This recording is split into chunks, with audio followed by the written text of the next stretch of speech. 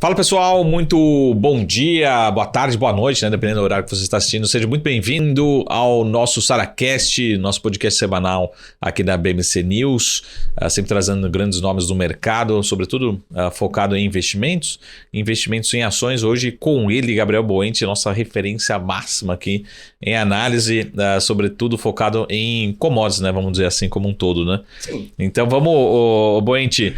Primeiro, né? Se puder apresentar, a gente estava aqui falando um pouquinho sobre a Varus, apresentar um pouquinho sobre a Varus, principalmente a sua especialidade dentro da Varus. E a gente sabe, talvez, que quando a gente fala de qualquer investimento no Brasil, sobretudo em ações, a gente sempre tem um peso muito grande, uma responsabilidade muito grande das commodities, né? Sim, claro. E do PIB, né? O Brasil também foi salvo pela commodity esse ano novamente. Como sempre. Não, então, bom dia, Marco. Bom dia. Então, basicamente, a Varus, a gente começou com uma empresa de educação. Uhum. A gente começou com um curso de valuation, o clássico ensinando como fazer um DCF. Então, era do zero avançado mesmo. A gente pegava lá desde o início como dar uma DRE, um DFC, até passando pelo modo de análise. E aí surgiu o nosso produto, que se chama VBox, que é justamente um box onde a gente destrincha todas as ações. É até engraçado que no início, por exemplo, o meu primeiro relatório lá foi de SLC Agrícola. Uhum. O relatório deu 96 páginas. Caraca. Porque a gente realmente puxava desde o início da história da SLC, a fundação lá em Horizontina, no Rio Grande do Sul, até o último resultado. Uhum. Então a gente começou nesse foco e hoje a gente já está migrando mais para o clássico de ter uma carteira mesmo. Nossas carteiras, elas são montadas baseadas nas nossas informações. Então a gente tem um produto, né, o próprio VBox, onde você paga uma assinatura e tem acesso a todas as ações disponíveis que a gente analisou. Tá. Mas também a gente tem uma nova carteira justamente para ter esse track, né? Justamente quando a gente pega uma oportunidade legal, a gente fala, olha, a gente realmente, pelas nossas projeções, a gente consegue montar algo interessante. E, por exemplo, a gente estava até brincando, né, que assim que a gente abriu uma carteira, eu dei a call em SLC e a SLC pegou aquela alta de 10% do NAV. Falou, ó, a SLC porrou, hein? Aí quando você olha lá, o yield today tá horrível. A SLC tá sofrendo, tadinho. Mas é tudo questão de momento. Então a Varus é muito isso. A gente tem essa pegada fundamentalista. Cada analista lá é um analista CNPI e cada um cobre uma área. Eu vim lá do Goiás justamente para cobrir a área da agroindústria. Então é o quê? Celulose, grãos, proteína agora. Onde você nasceu, desculpa? Eu nasci no Rio. Você nasceu no Rio. Mas eu morei a vida inteira em Brasília. Aí eu falo que Brasília é Goiás. Tá. Entendi. Fala que Brasília é Goiás, que é o goiano do quadradinho. Daí que você escolheu, assim, você foi mais direcionado para commodities ou acabou sendo uma coincidência? Cara, foi porque eu escolhi. Quando eu tava na faculdade, eu comecei fazendo engenharia. Aí, porque eu era muito bom em matemática. E engenharia é só física. Então eu vi que não era pra mim. Aí eu fui pra administração. E lá eu peguei muita coisa que alguns colegas da engenharia faziam que davam certo, principalmente projetos de pesquisa. Eu falei, cara, eu vou fazer em quê? Eu vou fazer em um setor que, é primordial Brasil, agro. Sim. E aí eu encontrei uma cadeia de pesquisadores do agro lá em Brasília, muito legal. É o Propago o nome.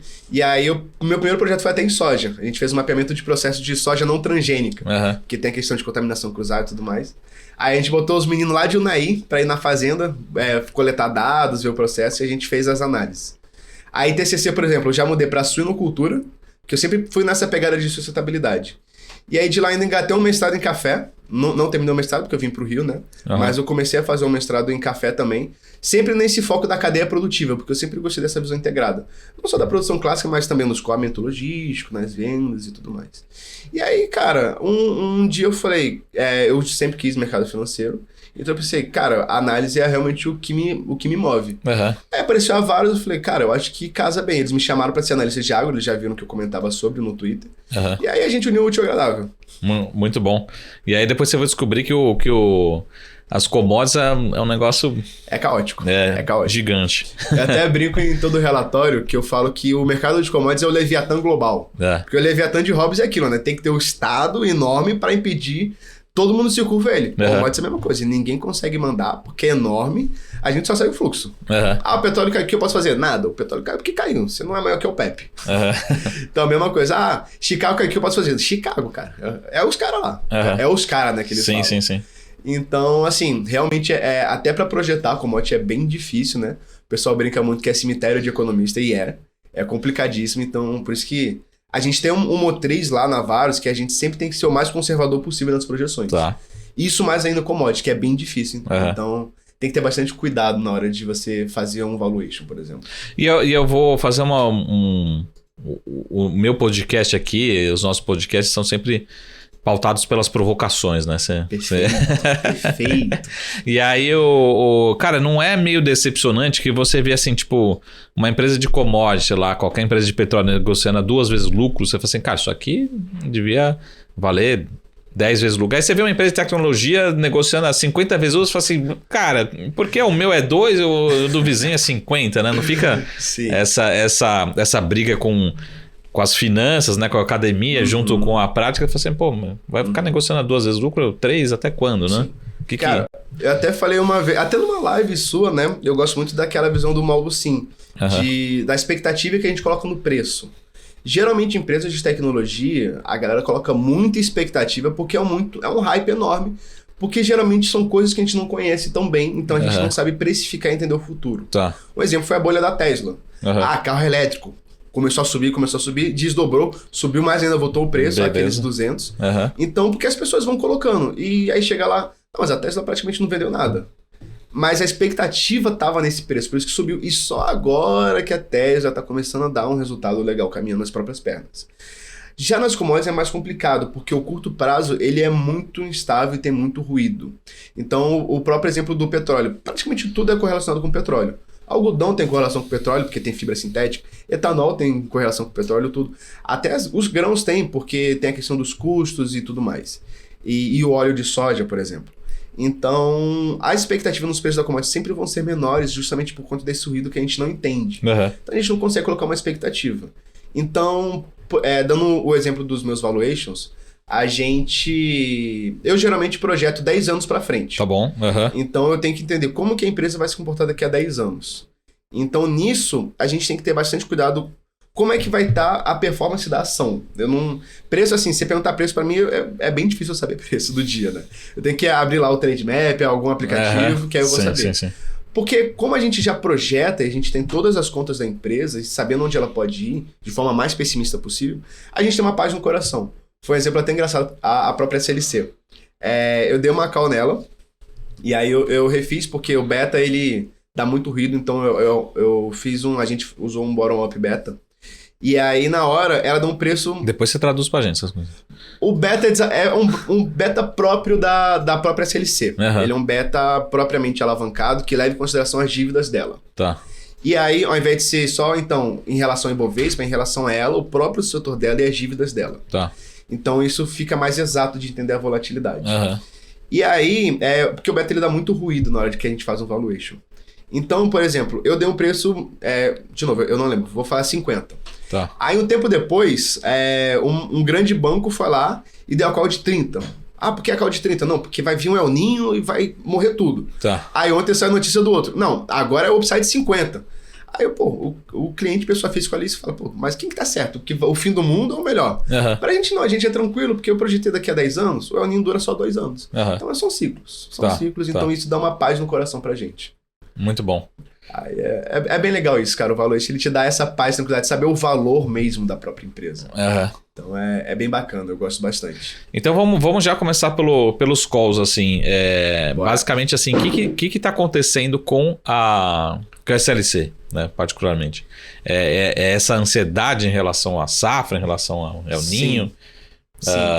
Porque, como você olha para uns ciclos passados, assim, o papel que é interessante, daí você me corrige se eu estiver errado, e aqui é a provocação justamente para isso, corrigir ao vivo, né? Mas eu vejo muito mais, até aquela briga, né?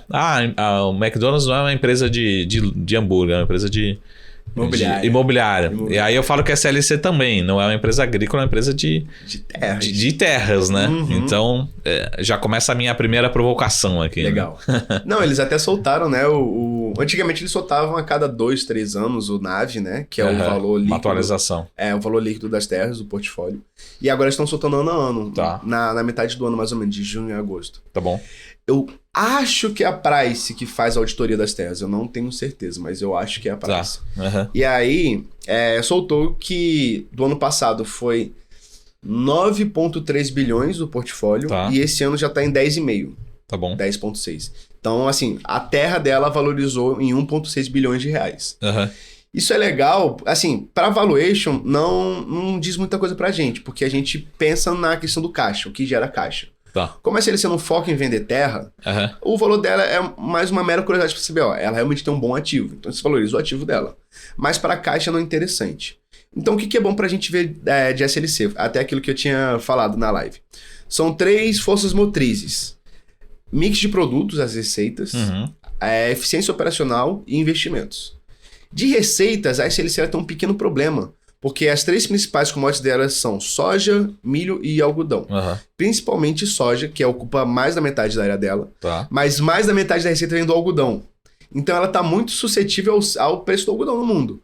E o algodão, ele realmente... Algodão é Bahia, é Mapitoba. Sim, também. É porque o algodão eles também fazem segunda safra no Mato Grosso. E aí, eles têm algodão primeira, mas segunda safra é melhor, que é aproveita a primeira da soja. Porque a segunda safra vai mais pro inverno, então é mais fresquinho pro algodão. Tô pensando no gringo, né? Que não sabe o que é segunda safra, né? Que pena. E terceira também agora. E tem terceira na SLC agora. Então, assim, cara, o Brasil é maravilhoso. Como é que a gente consegue fazer isso? Fantástico, né? Inclusive, eles até chamam a SLC de Milagre do Cerrado, porque eles compraram a fazenda de... fica em Goiânia. Não fica em Goiânia, não. Fica no Goiás. Fica ali perto de Lusiânia. Eles compraram nos anos 70, em 1970. E ninguém plantava nada lá na época. Sim. Então eles chamam de Milagre do Cerrado essa época. E aí, cara, a gente pensa nesse... E os investimentos dela. Quando a gente pensa em receita, tem esse problema do algodão. Eles fazem sempre preço em Chicago, né? E a Libra Cent do algodão tá em queda livre. A gente tem que pensar que do ciclo antigo, ele foi muito bom para os preços da commodity por causa da pandemia. Então todos os preços foram muito maiores que o normal de um ciclo positivo. E agora a gente está migrando para um ciclo de baixa, que é normal, a commodity ela é cíclica. É oferta e demanda global.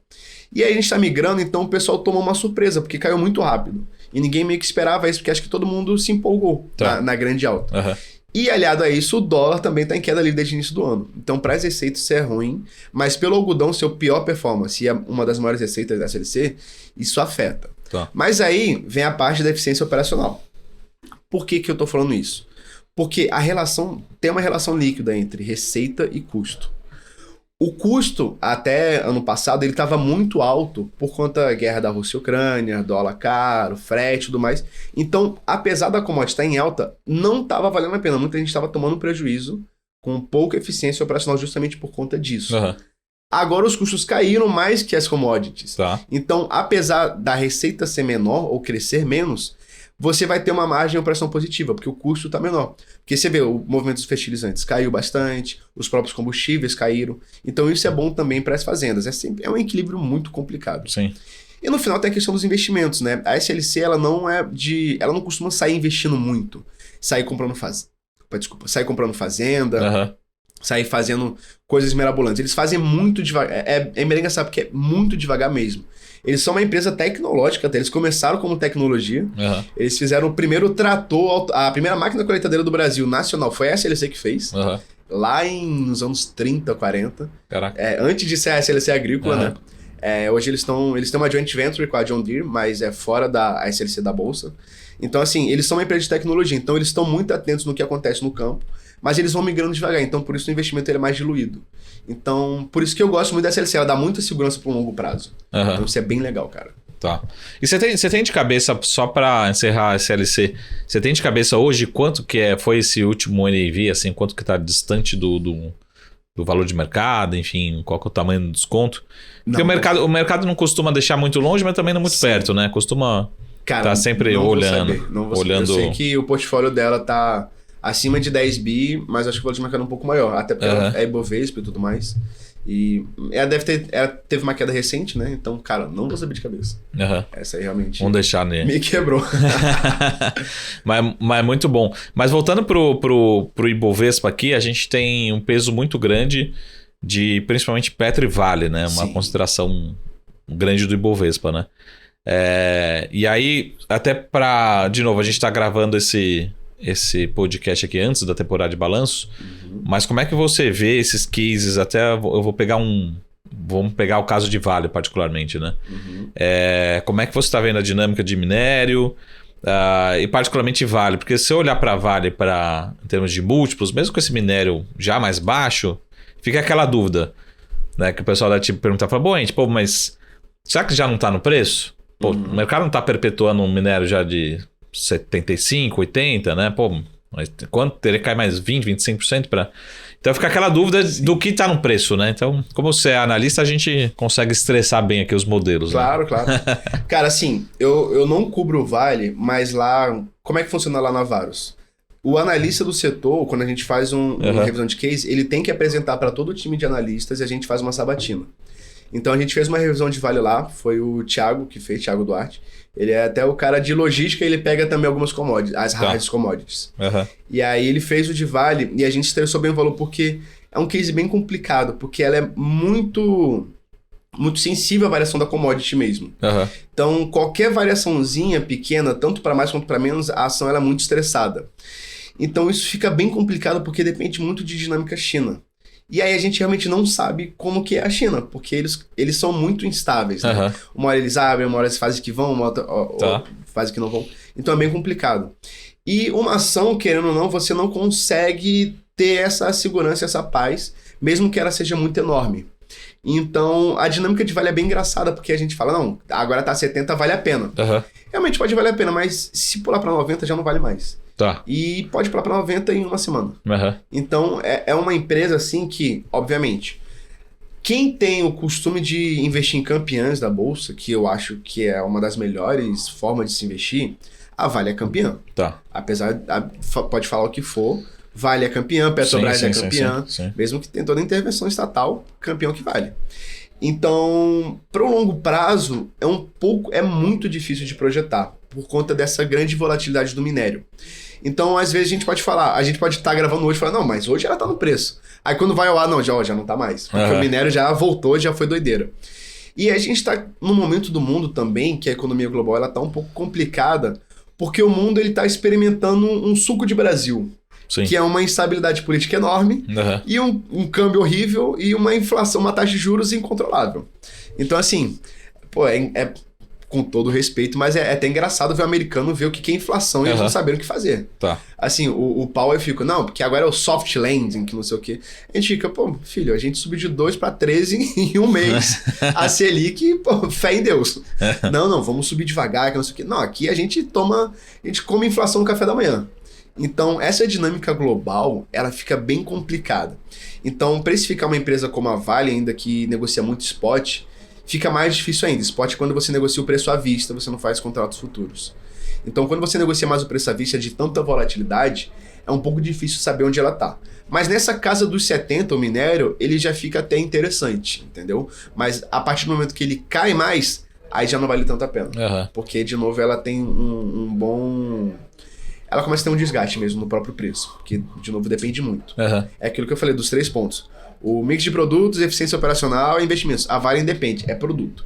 Se o produto dela, o dólar tá em baixa, a minério tá em baixa, ela realmente vai sofrer bastante. Sim, até essa provocação que em relação a essa temporada, né, de balanço.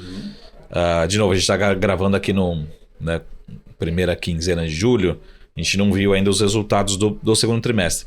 Mas o que a gente sabe é que o dólar, o real se valorizou. E aí são 2 perguntas em uma, assim. Primeiro, será que agora que chegar o resultado em reais dessas empresas, o mercado vai bater? Ou segundo, tem algumas empresas que já adotaram o dólar aí como moeda funcional. Então, assim, tem muita empresa que o mercado fala, pô, mas esquece o real, né? Você tem que olhar o EBITDA em dólar, enfim. Como é que... Ou no segundo semestre, ou agora no resultado desse segundo trimestre, você está vendo essa pressão do real valorizado agora nas commodities como um todo. Será que o mercado vai bater, vai assustar, falando, caramba, perdeu aqui? Principalmente acho que em relação muito mais ao primeiro tri, né, que a gente teve essa valorização, né? Cara, é engraçada essa pergunta, porque as empresas de hard commodity, elas negociam muito fora. Você pega, por exemplo, o PetroRio, o balanço todo é em dólar. Exato. No final que eles têm que fazer a conversão para reais. Então, quando você olha em dólar, você tem uma outra perspectiva. Sim. Mas, gente, os custos são reais ou são em dólar? Tem que olhar a cadeia como um todo. Exato.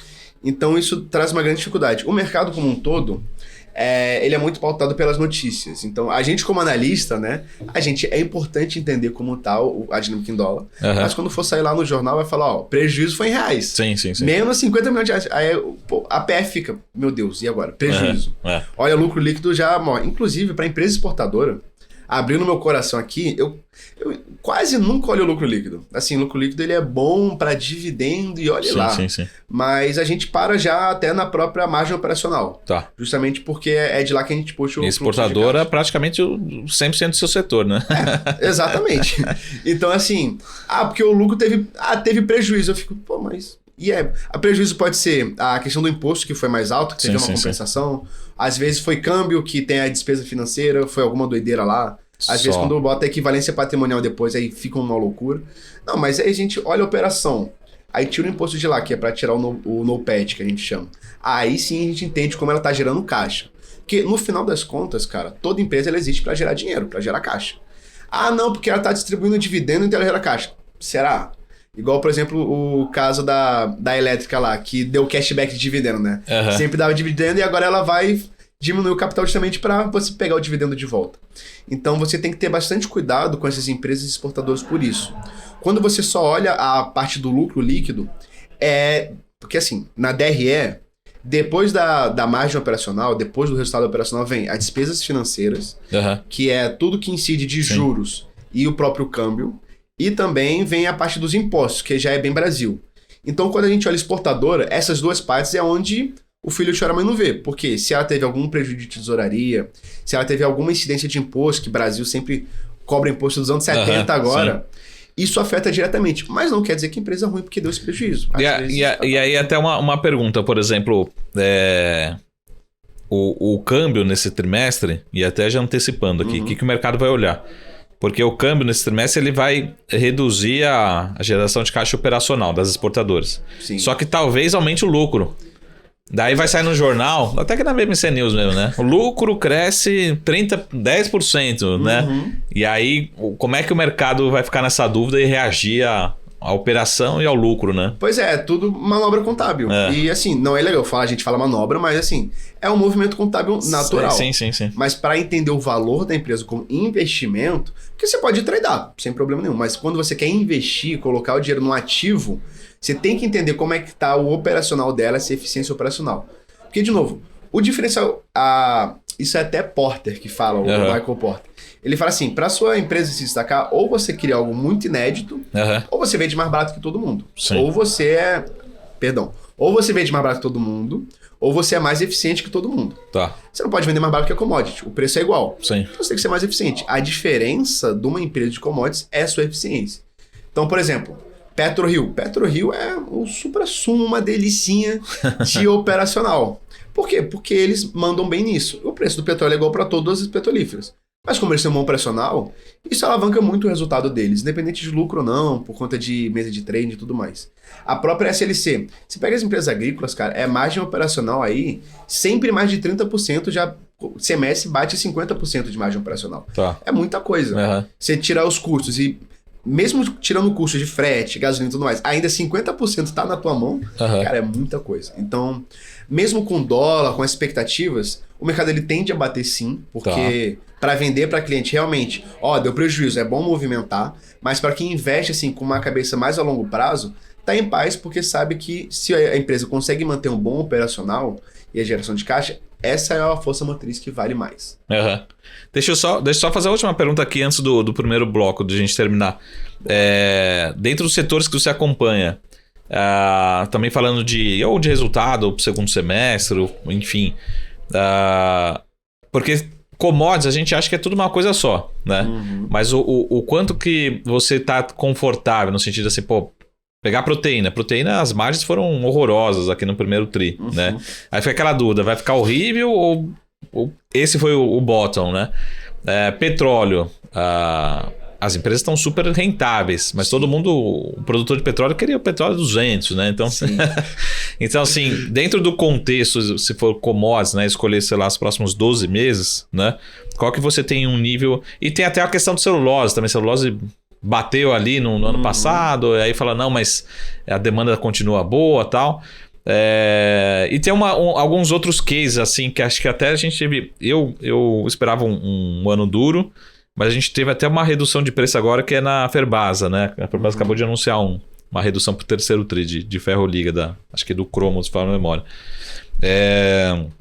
Então, assim, dentro do contexto que a gente tem listado em bolsa, como é que você tá vendo, assim, pô, isso aqui acho que tem uma pressão, né? Como você falou, minério de ferro, não, tô mais confortável em soft, enfim, como é que é esse balanço entre todas as commodities? Cara, tem uma bem legal, assim, a empresa em si, o setor ele é muito difícil, mas a commodity Brasil, ela tá muito interessante, que é proteína. Tá. Principalmente Minerva. O que acontece? O setor é difícil porque eles chamam que é um setor de spread. É igual varejo, você vai comprar uma camisa e vai vender ela mais cara. Sim. É a mesma coisa, você vai comprar um boi, vai processar ele e vender mais caro. Então você raramente vai ver uma margem operacional acima de 10%. Tá. Vai ser sempre 8, 9 é quando é maravilhoso. Quando tá maravilhoso é 9. Muito bom é 9. E por que a Minerva ela vai estar num momento melhor que JBS Marfrig? Porque o ciclo bovino no Brasil, ele virou para positivo. JBS Marfrig, eles produzem mais nos Estados Unidos. E lá virou para negativo. Sim. Então, nos últimos 2, 3 anos, JBS e Marfrig estavam explodindo, estavam muito bem. Porque o ciclo do boi nos Estados Unidos estava muito bom. E no Brasil estava horrível. É só ver o preço da carne como estava. Tá. E agora não. Inverteu para o Brasil, porque, novamente, boi é cíclico. É biológico. Funciona assim. Você tem um rebanho e aí é metade fêmeas e metade machos. Quando começa a faltar bezerro, ele fica mais caro. Então o produtor, ao invés de abater todos, ele segura as fêmeas, ele retém as fêmeas para ir procriando. Que é o jeito mais fácil de você ter um bezerro. E aí, quando você retém as fêmeas, começa também a faltar macho, começa a faltar carne no mercado, porque é menos carne sendo abatida. Então a carne fica cara. Isso é um ciclo de alta. E ciclo de alta é ruim para frigorífico, porque ele vai pagar mais caro na arroba. Mas aí, quando começa a nascer mais bezerro, começa a desenvolver mais bezerro, aí oferta e demanda, né? Vai voltar uma oferta grande de bezerro, vai voltar uma oferta grande de boi, e aí, cara, eu tô perdendo dinheiro aqui, porque não vale mais a pena reter bezerro, bora bater todo mundo. Começa a bater também as vacas que eles tiveram a retenção e também os bois. E aí o preço cai. A gente tá nesse momento de que estão começando a bater as fêmeas. A gente tira isso pelo IBGE, que ele traz esses dados. E o próprio CPE USP também, ele traz essa base de dados. E Minerva, eles negociam o boi B3, né, o BGI. Então, se a gente vê, você pode pegar o gráfico no CPE, tá lá embaixo, tá numa mínima de 2 anos assim.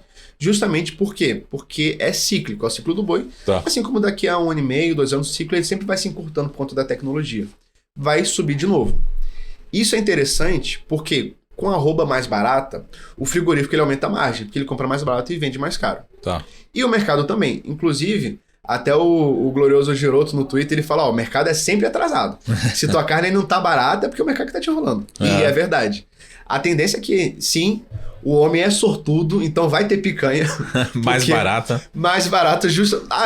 Porque governo... Não, é o ciclo do boi. E o cara deu uma mega sorte. É incrível isso. Então, acabou acontecendo. Realmente, a tendência da carne no Brasil, até pro varejo, para as pessoas físicas, a gente, é que fique mais barata. E isso aumenta as margens da Minerva. Além disso, o ciclo do Paraguai também está positivo. A Minerva ela tem operações Brasil, Uruguai, Paraguai, Argentina, Colômbia e agora Austrália. Argentina é caos. Então, assim, nem tá valendo muito a pena lá, só tá no piloto automático. O Uruguai tava num ciclo de alta e tá virando para um ciclo positivo também agora. Então a Minerva pode aí ter um alinhamento dos astros de ter 3 países com alto valor agregado que vão estar com a matéria-prima mais barata. Então é uma perspectiva interessante. E Colômbia, ela, como o maior cliente era a Rússia, e o câmbio na Colômbia é horroroso, então a Colômbia também está tendo algumas dificuldades. Então, esses 3 países, assim, elas podem dar um resultado bem interessante para a Minerva. Novamente, é um setor de margens muito apertadas, o dólar em queda é péssimo, mas em termos de empresas de frigoríficos, ela está saindo na frente da JBS Marfrig por conta disso. Mas só para terminar, que a gente vai fazer um rápido intervalo, mas por que o produtor aqui ele não pega e fala, pô, tá o preço caindo aqui, mas tem um comprador lá nos Estados Unidos, por que ele não manda tudo para fora? Que nem eu vou chutar aqui, talvez um pouco uma relação ali açúcar e etanol, né? Pô, tá melhor para exportação, vou exportar mais. Então, é porque existem os intermediários. Tá. E também aí que vem muita questão do comércio global. Tá. Tem países que não aceitam qualquer carne. Teve, o caso mais emblemático foi o da vaca louca no início do ano, né? Que a gente tem um alto embargo. Mas, por exemplo, às vezes o Japão não aceita de certos produtores. E eles muitos países preferem comprar a carne já processada para não ter trabalho lá, para não ter indústria lá. Então é muito melhor para o produtor vender aqui para o frigorífico, que ele só ganha o dinheiro do boi dele e o cara processa lá. Agora, inclusive, a própria Minerva até exportava gado vivo e tudo mais, tinha esse spread. Mas aí o produtor ele não consegue ter acesso a esses grandes clientes lá de fora, que ele tem que vender para algum desses frigoríficos, então ele tem essa dificuldade. Mas, por exemplo, é um caso bem emblemático, porque um dos grandes produtores, um dos maiores estados pecuaristas do Brasil é o Pará. E o Pará tem muita questão da Amazônia lá, de realmente desmatamento, e realmente tem. Então, por conta disso, o Ministério Público do Pará, ele fez todos os frigoríficos assinarem um termo de conduta que eles têm que rastrear 100% de todos os produtores da área. E aí, para ver se eles não têm a sina oriundo de trabalho escravo, de desmatamento. Porque tem, cara, tem. A gente tem que... É Brasil, é muito grande, não dá para fiscalizar tudo. Então, por exemplo, a Minerva é a única da Bolsa que é 100% de conformidade. Acho que a JBS é um dos piores índices, acho que nem assinou. Não, assinou, mas é um dos piores índices, e a Marfrig também, eles não batem 100%, bate 93% e tudo mais. Porque imagina, você tem 7 mil fazendas de pecuária, eles têm que rastrear, saber todas se os caras estão certinho. Sim. Então é bem difícil, se pro frigorífico é difícil, imagina pro país que vai comprar com um monte de questõezinhas ambientais, né? Só pra não comprar nada do Brasil, né? Mas bota essas questõezinhas. Eu não compro do boi tal. Então, por isso que pro produtor, pro pecuarista é mais difícil. Tá. Mas não é impossível. É melhor acabar vendendo pro frigorífico. Muito bom. Em resumo desse primeiro bloco, teremos picanha mais barata e o presidente vai ligar pro Boente. É isso aí, pessoal. A gente volta daqui a pouquinho. Vamos fazer um rápido intervalo. Já a gente está de volta.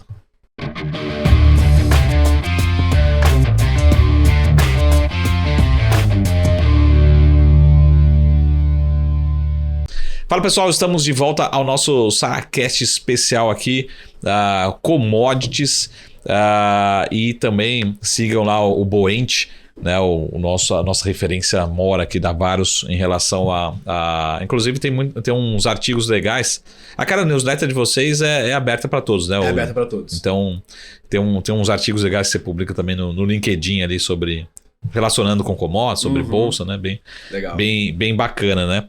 Mas vamos voltar aqui um pouquinho para commodities como um todo. Você acompanha também petróleo? Não, ou cara, tem cobertura? Que petróleo lá a gente não acompanha, porque é caótico. Eu vou ficar te devendo. Porque a gente tem uma demanda muito grande, mas até falando de bolsa, assim, mas parece que o mercado meio que... Não só petróleo, mas Vale, olhando não só... Excluindo um pouco Petrobras, mas acho que a Vale meio que parou. O papel parou no tempo. As outras Junior Oil pararam no tempo. E aí a gente... olhando para commodities como um todo, né?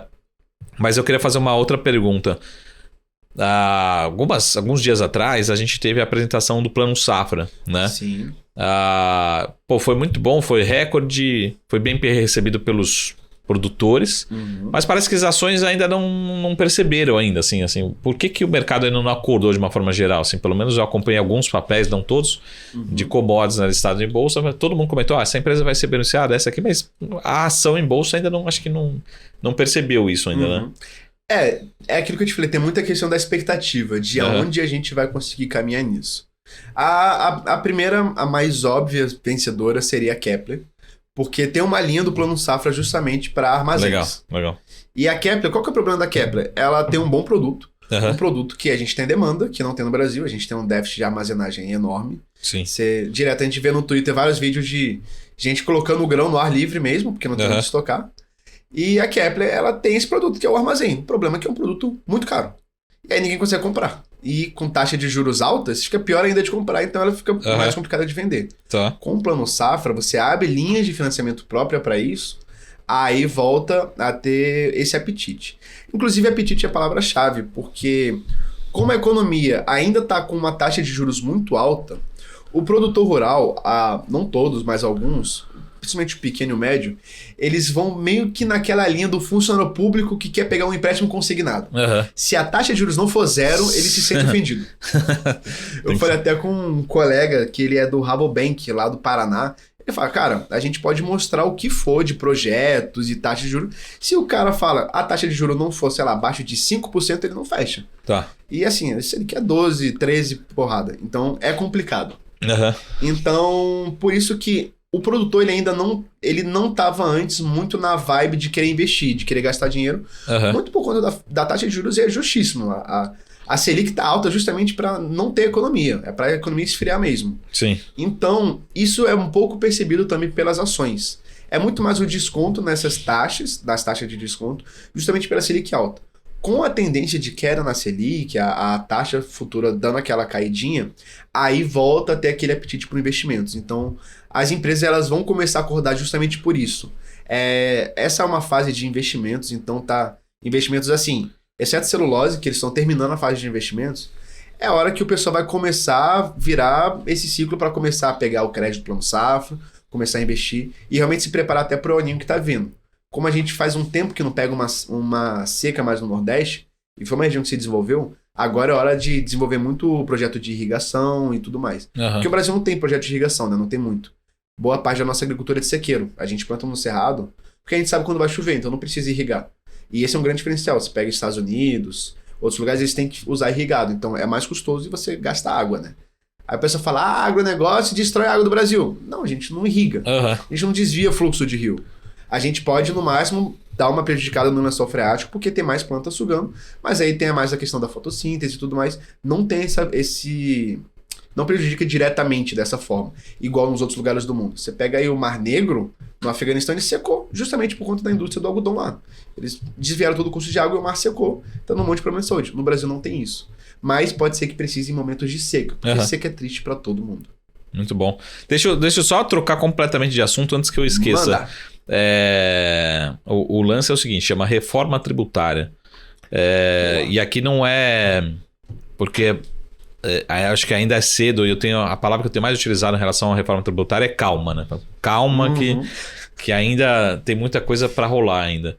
Mas assim, como é que você tem falado com as empresas e o nível de preocupação? Porque acho que o que saiu na mídia é que talvez um dos setores que podem ser até prejudicados é o setor agrícola como um todo, agropecuário. E aí fica aquela dúvida, como é que está a reação do setor em relação a essa reforma? É lógico, de novo, calma, ainda é cedo, mas principalmente assim, mais do que assim, vai ganhar, vai perder, mas como é que foi a reação das empresas? Como é que você tem falado aí com as empresas? Até esse momento, né? É igual a Dilma, né? Ninguém vai ganhar nem perder, ninguém vai ganhar, todo mundo vai perder. Cara, então, o Brasil... Isso é o dado mais clássico, né? É o país onde mais se gasta hora no mundo para contabilizar tributos. Só por a gente deixar de ser, ou pelo menos diminuir essas horas, já é ganho. Entendeu? Assim, é difícil piorar o nosso sistema tributário e... Mas não é impossível, né? Ainda mais vindo de político.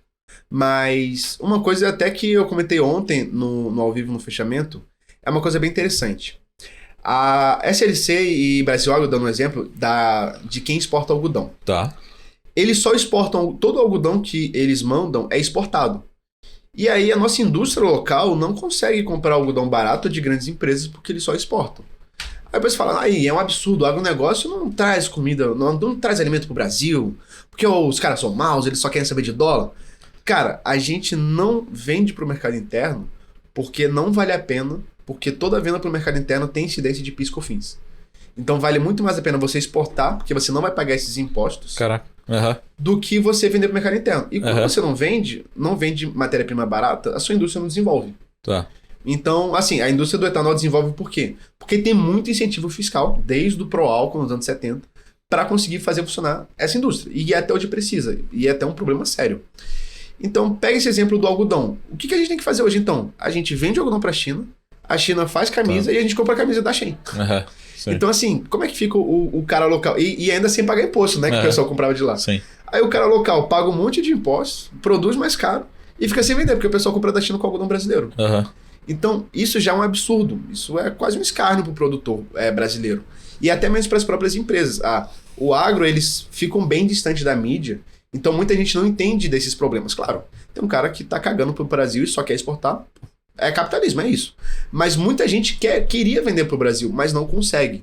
Então, a reforma, quando você tira o PIS, COFINS e deixa só um imposto que vira 2, cara, você sabe exatamente quanto você tá pagando e você consegue fazer um lobby, a Frente Parlamentar Agropecuária é enorme, consegue pressionar para falar, ó, aqui, ó, se você não quer desenvolver a indústria, que é um governo desenvolvimentista, aqui, ó, tem que tirar onde bate o PIS, COFINS. Então, quando você sabe atacar o problema, isso começa a fazer mais sentido e valer mais a pena. E aí sim voltar a ajudar a indústria nacional. Muito bom, bela aula, bela explicação.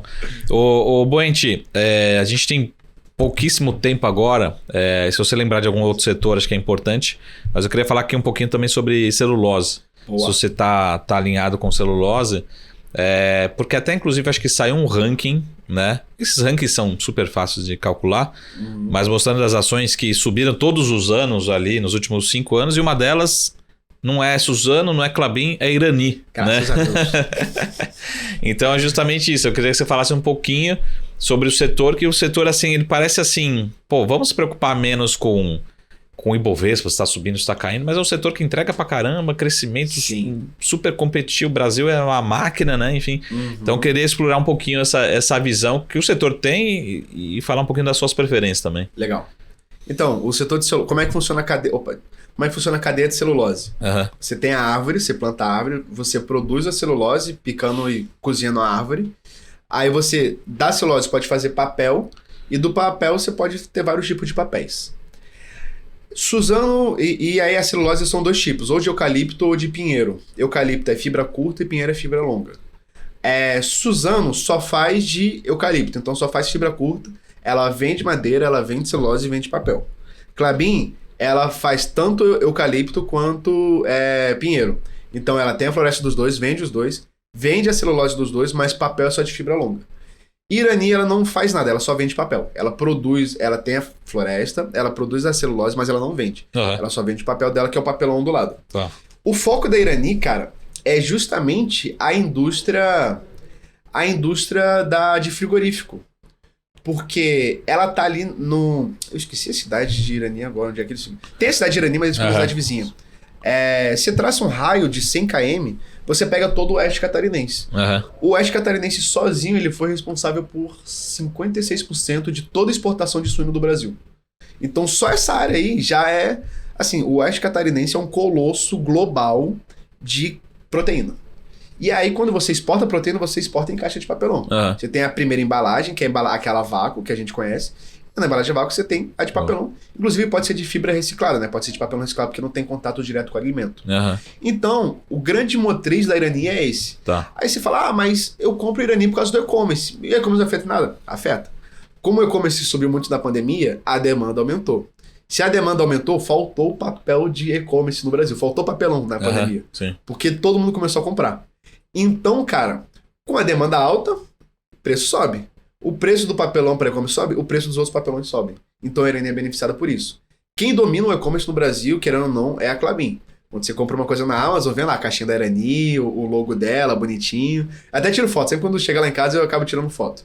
Mas a Irani, cara, o que ela fez? Ela, ao invés de priorizar uma expansão, as empresas de celulose, elas focaram elas todas tiveram um ciclo de expansão começando em 2018 e tá terminando agora em 2023. A Suzano e a Klabin, elas focaram na expansão de capacidade. Então, sempre mais e mais. Eu esqueci o nome da Suzano, mas a Klabin é a Puma 2. A Irani não. Como a Irani estava praticamente quebrada, estava em muita dificuldade na década passada, porque eles fizeram uma compra para expandir maior do que eles conseguiam, eles engoliram um peixe maior que eles mesmos, eles tiveram que quase quebrar, quase eles foram vendidos para Klabin, por isso que sempre surge esse papo. E aí agora eles fizeram o quê? Não, vamos arrumar a casinha. Vamos zerar as dívidas, vamos praticamente não ser mais alavancado e focar em melhorar o que a gente tem. Excelência operacional. Então, de novo, é commodity. Quando você consegue colocar uma excelência operacional num lugar que você já tem uma base de cliente consolidada no oeste catarinense, como você está perto, diminui o custo de frete, né? É 60 km, então... É igual aqui em São Paulo, né? Você consegue viajar 60 km tranquilo. Você pede um Uber, qualquer coisa, você vai. Então, assim, você consegue estar perto, então isso reduz o custo de frete e você consegue ser eficiente nisso. Então, a Irani, cara, ela teve uma sacada bem diferente do mercado. Por isso que eu até falo mais vezes de Klabin, porque eles sempre vão investindo muito, muito, muito e não param. A Irani não, eles pararam e falaram, vamos melhorar nisso e depois a gente começa a aumentar mais coisas. Então por isso que a Irani realmente ela é muito boa. É a minha preferência, sim. Mas dentre as empresas ainda tem novos projetos para serem capturados? Irani, Klabin? Essa é a primeira pergunta. E segundo, por que o mercado não paga antes? Porque geralmente assim, tem um projeto daqui a 3 anos. Todo mundo sabe, né? Mas ninguém coloca assim, então vamos precificar hoje. Não, coloca 10% hoje, 20% daqui a 6 meses, né? Pelo menos essa é a percepção que eu tenho, né, em relação à celulose, né, como um todo. A gente meio que paga e não paga. A gente só mexe muito no preço quando é muito discrepante. Um exemplo forte aí de Klabin é o projeto Figueira. Que eles anunciaram um projeto de mais de agora não lembro o valor, acho que era na casa do bilhão, em Piracicaba. E basicamente a TIR do projeto era negativa. Não valia a pena o projeto. Cara, eles apresentaram isso? Falaram assim, vamos fazer um negócio que estamos em dúvida se... Não, eles falaram, a gente vai fazer porque o foco é a longo prazo. Os 3 conselheiros independentes, inclusive um é o Camilo Marcantônio, não teve... do fundo, da Charles River. Não teve consenso. Não teve. Ele falou, cara, a TIR é negativa. Eu não colocaria o dinheiro. E aí os outros independentes já ficaram, veja bem, é melhor discutir mais. E aí o resto é o quê? O resto são só membros da família Klabin. Aí eles falaram, cara, não, investe aí, pode botar. Então assim, eles investiram num projeto que a TIR era negativa na época do projeto que foi aprovado e ele está sendo construído. Então, isso é um pouco problemático, quando você começa a expandir só por expandir, só por crescer. E é por isso que eu fiquei com um pouquinho de pé atrás na Klabin. Até fizeram uma thread no Twitter, falando que, veja bem, a TIR não é bem assim, tem que levar em consideração. Mas é meio perigoso você não ter algo que vale tanto a pena, assim, para melhorias, né? Só para expandir por expandir. Por outro lado, a Irani, ela tem o que ela chama de Projeto Gaia, que é uma plataforma com 10 projetos de investimento. Ela entregou o primeiro agora. O primeiro era o maior e que ia dar mais efeito, que é uma caldeira de recuperação de celulose. É basicamente para reciclar celulose e você produzir energia. E aí aumenta muito a eficiência operacional dela. Ela entregou agora, nesse mês, início do mês passado, na verdade, e agora vai tocar os outros 9 projetos, que eles estão acontecendo. Até meio do ano que vem já deve estar tudo pronto. A Klabin é a mesma coisa, ela está na reta final do Puma 2 e ela já deu até uns startups nele para produzir uma nova máquina de papel. É papel cartão. Que o papel cartão é basicamente o papel da caixa de leite, o Tetra Pak. E a Suzano também está terminando, é a que ficou por último. É o mega, acho que vai ser a maior fábrica de celulose do mundo, lá em Mato Grosso do Sul. E essa aí, novamente, ela gosta de vender a commodity. Então por isso que ela está mais suscetível a essas oscilações, mesmo que commodity celulose é baixa volatilidade, né? Então elas estão nessa fase de terminar o projeto. E além de terminar, a gente tem que ver se vai dar certo o projeto, né? Se é tudo que eles prometeram. A gente coloca no preço o quanto que ela vai gastar de CAPEX, o quanto que a gente espera que melhore a eficiência operacional. De novo, eu sempre sou muito conservador. Então eu coloco como se quase nem tivesse melhoria e o CAPEX aumentando para ver se ela realmente tá boa. Porque se ela vai dar upside comigo sendo muito conservador, então, se ela entregar o que promete, ela vai subir muito mais. Então... Cara, eu tenho... A gente tem 2 minutinhos, beleza, né? É o seguinte, eu sei que essa pergunta é muito horrível, mas ela tem que ser feita. Tem alguma commodity que você tem mais conforto olhando nos próximos 6, 12 meses, no sentido assim, a gente tem petróleo, que sempre foi aquela discussão assim, de demanda e oferta, a oferta é difícil de medir, mas minério parece que não vai nem vem, né? Celulose, parece que, minha opinião, talvez o pior passou, né? E software aqui, a gente está falando de soja, enfim, de algodão. Mas olhando os próximos 6, 12 e também proteínas, né? Então, acho que mapeamos bem aí o mercado. Mas tem algum setor, algum mercado que você fala, tô mais confortável, né? Que você falou, Minerva, acho que talvez começa a surpreender por conta do ciclo, enfim. Para a gente resumir o nosso bate-papo de hoje. Legal. Cara, Brasil, a boi gordo é uma commodity que tende a melhorar para as empresas, que a commodity está em queda, então isso vai ser bom para a empresa que produz Brasil. Para o pecuarista nem tanto, o pecuarista já está muito chateado que o preço cai, é cíclico, acontece, mas para empresas Brasil e frigoríficos Brasil, proteína é muito bom.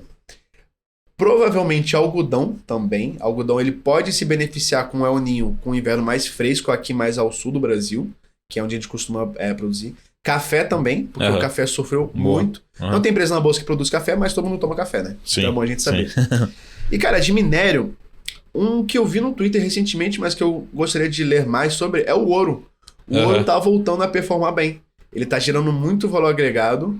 E o pessoal sempre usava aquela, não, o ouro é reserva de valor quando tá tudo ruim. E o ouro, ele tá voltando a performar bem. Então é algo que a gente pode ficar de olho. Tem a Aura 33, né, a empresa. Interessante. Não acompanho muito a fundo o ouro, mas dando bons argumentos sobre o ouro, que pode surpreender a gente de novo. Sempre vez ou outra, quando tá tudo ruim, a gente lembra do ouro, né? Então acho que a gente lembrar antes de tudo estourar pros minérios pode ser uma boa.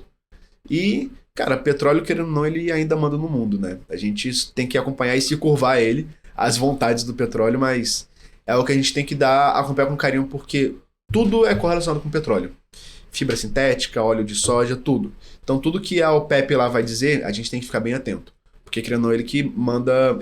A gente fala, os grãos estão em baixa. Cara, se subir o petróleo, sobe todos os grãos também juntos, por correlação.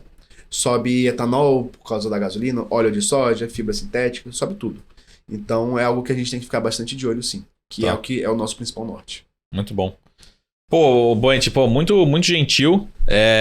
Se quiser deixar suas redes sociais aí, principalmente acho que Twitter, Instagram, né? São os mais ativos. LinkedIn, enfim. Endereço no Niterói, né?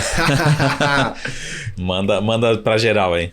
Olha, então, eu lá no Instagram e Twitter é Gabi Boente, né? Tudo junto. Tudo junto. LinkedIn, acho que também acaba sendo Gabriel Boente. É um nome fácil, né? Boente, né? B, Boente. Então, é bem tranquilo de achar. Endereço Niterói, Não, mentira.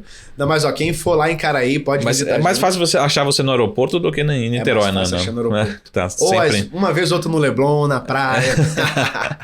Tá sempre... Não, mas, cara, sempre tô aberto. Eu gosto muito de conversar, eu gosto muito de debater com a galera. Então, quem precisar, né? Quem quiser vir trocar ideia. É sempre muito bom aprender, né?